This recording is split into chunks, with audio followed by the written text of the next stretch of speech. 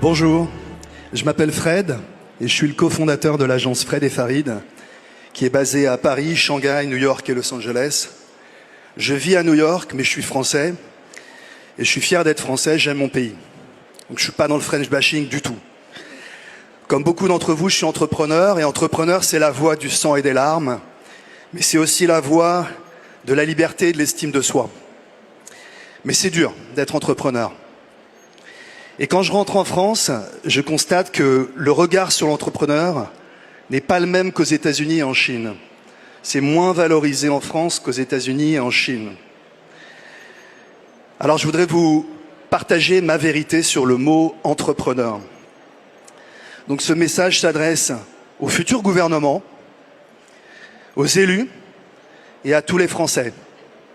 Et particulièrement aux personnes qui, dans nos territoires, nos villes, nos campagnes, maintiennent notre pays debout. Le mot entrepreneur, si cher à nos amis anglo-saxons, est un mot français. Et c'est pas seulement un mot, c'est une part essentielle de notre identité, profondément ancrée dans l'âme de la France, pays d'idées, de projets et d'audace. À l'origine, entreprendre signifiait prendre en main. Prendre en main sa vie, son travail, son avenir, son destin. Prendre en main aussi le destin des autres, parce qu'entreprendre, ce n'est jamais seulement pour soi. C'est entreprendre pour sa famille, pour ses employés, pour sa communauté, pour son pays. C'est se lever le matin sans certitude, mais avec une idée, un courage, un risque, une envie. Une envie de faire. Une envie de faire. Aujourd'hui, entreprendre, c'est ne pas renoncer. C'est décider d'agir, c'est créer son propre emploi, c'est fonder une entreprise, petite ou grande, ça n'a pas d'importance, quelle que soit la forme, EI, SARL, SAS, association, quelle que soit la taille, TPE, PME ou ETI. On est entrepreneur quand on est plombier, boulanger, agriculteur, taxi, médecin, restaurateur, artisan, professeur de yoga, vigneron, créateur de contenu. Dirigeant d'une industrie, patron d'une start-up, d'un hôtel, d'un atelier, d'une société de services ou de transport. On est entrepreneur quand on rachète une entreprise en difficulté et qu'on tente de la sauver. On est entrepreneur quand on forme un apprenti.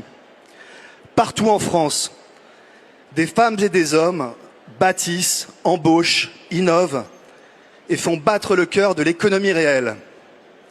Dans chaque région, derrière chaque vitrine, chaque hangar, chaque usine, il y a des histoires de courage, de nuits blanches, de sueur et de doute. Or, les entrepreneurs ne demandent aucun privilège, seulement la liberté d'agir et le droit de réussir. Chaque jour en France, ils affrontent les normes qui les freinent et l'administration qui les étouffe. Chaque jour, ils traversent le feu. Ils sont l'eau qui contourne les obstacles et s'immiscent dans les opportunités. Tour à tour, ils sont comptables, commerciaux, logisticiens, psychologues avec leurs équipes. Ils ne comptent ni leurs soirées, ni leurs week-ends, ni même leurs vacances.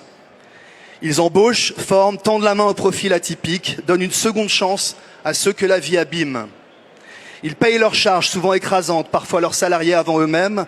Ils vivent avec l'angoisse du point mort, du cash qui manque, du prêt bancaire trop cher, du prud'homme perdu, du coup dur qui peut tout faire basculer. Ils connaissent la solitude du chef d'entreprise, les insomnies, les factures impayées, la peur du lendemain bien accrochée au ventre. Beaucoup d'entre eux ne voient pas leurs enfants grandir. Et pourtant, ils continuent. Ils investissent des années de leur vie pour maintenir des emplois, sauver des territoires, faire avancer la France. Ils sont la France qui se lève tôt et celle qui se couche tard, la France qui crée, qui ose, qui bâtit en silence, la France qui nous prouve chaque jour que tout est encore possible. Mais trop souvent, ils se sentent oubliés, incompris, trop souvent on les caricature, on les soupçonne, on les jalouse, alors qu'ils portent la vitalité et l'optimisme de notre pays. Il est urgent de changer notre regard en France, il est urgent de ne plus opposer réussite et mérite, il est urgent d'applaudir nos entrepreneurs comme nous applaudissons nos sportifs et nos artistes, il est urgent de les protéger, de les alléger, de les célébrer, il est urgent d'apprendre aussi à accepter l'échec entrepreneurial, qui portent en germe la réussite de demain.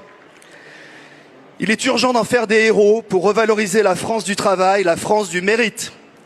Car n'oublions jamais à quel point les entrepreneurs sont combatifs, résilients et positifs. Face aux crises les plus stressantes, ils gardent le moral, s'adaptent, se réinventent, trouvent des solutions, pivotent, relèvent leurs équipes, inspirent la confiance et la force. Ils sont l'énergie, ils sont la créativité, ils sont l'oxygène de la France. L'entrepreneur, c'est la personne qui transforme un échec en tremplin, une difficulté en opportunité, un drame en leçon pour rebondir. C'est la personne qui continue à sourire à ses salariés sans savoir si les prochains loyers vont pouvoir être payés. On entend parfois « si tu n'as pas failli mourir, tu n'es pas un entrepreneur ». Les entrepreneurs comprennent cette phrase. Mais l'entrepreneur est aussi un conquérant, c'est la personne qui ose porter haut et fort les couleurs de la France à l'étranger. Or, dans une bonne équipe de France, il faut des bons défenseurs, mais aussi des bons attaquants. L'entrepreneur, c'est la personne qui voit loin, le regard tourné vers l'avenir et non vers le passé. L'entrepreneur, c'est la personne qui ne baisse pas les bras et qui garde la tête haute. Et en cette période éprouvante, angoissante pour notre pays, ils sont notre espoir, ils symbolisent notre capacité à nous relever, à nous réinventer et à rêver de nouveau. Et Dieu sait si nous avons besoin de rêver de nouveau, de croire en nous-mêmes. Mais pour croire en nous-mêmes, nous avons besoin de leur foi puissante et créatrice, leur foi en eux-mêmes, en leurs projets, en leurs équipes et leur foi en la France aussi. Alors vous, élus de la République, décideurs, médias, influenceurs, s'il vous plaît, regardez-les, écoutez-les, soutenez-les, faites-leur confiance. Et à vous, entrepreneurs qui êtes nombreux dans cette salle, à nous les entrepreneurs, nous avons un devoir, celui de nous entraider, d'agrandir notre communauté, de l'ouvrir à tous, de jouer le jeu du collectif, de nous aimer aussi un peu. Mais surtout, nous avons un devoir supérieur, c'est celui de garder la foi, parce que si nous, dans cette salle, nous perdons la foi, c'est la flamme de la France qui s'éteint. Merci.